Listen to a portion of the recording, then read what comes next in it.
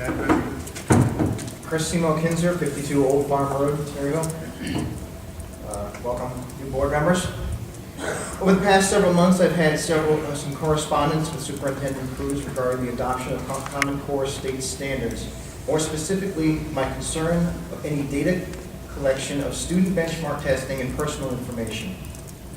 I realize the state has adopted Common Core for now at least, but I'll remind the board that as residents and taxpayers of the towns of Plymouth and Terryville, and more importantly as parents, we have a say in the direction of the course of our children's education. At the beginning of the school year, my wife and I sent in documents refusing to have our children participate in any of the Common Core standardized tests. We were informed by the Superintendent Cruz that the tests were a legislative dictate. We could not opt them out, and was cited Connecticut Statute 10-14N. I have read that statute. Nowhere does it state that the standardized tests must be taken, nor that we cannot refuse to have our children take the tests. So, we may still invoke our parental rights to refuse to let our children, Aiden, Brenna, and Tierney Simo-Kinzer, take the high-stakes benchmark test next year. This right is protected by the 14th Amendment of the United States Constitution, and more specifically, the Supreme Court of the United States, as cited in such cases as Pierce v.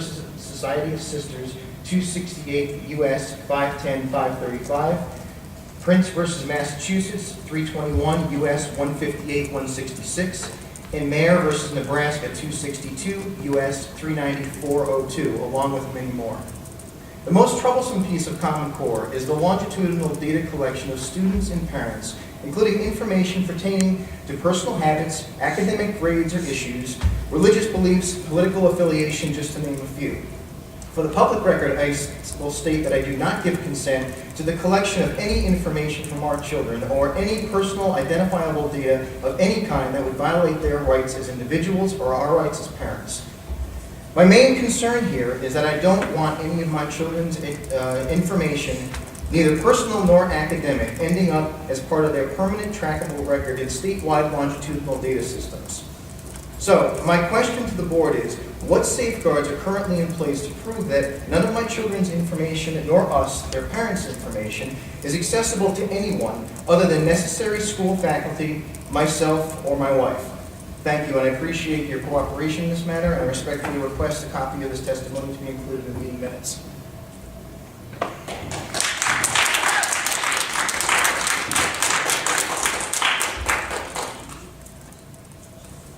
Any other public comment? Well, I'd like an answer to my question. We don't answer. We don't answer. Can't. We can. So nobody up here has a response to your privacy policy?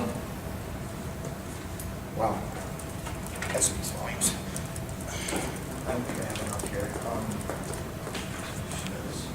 If you get it to our secretary, she'll make sure we Sure.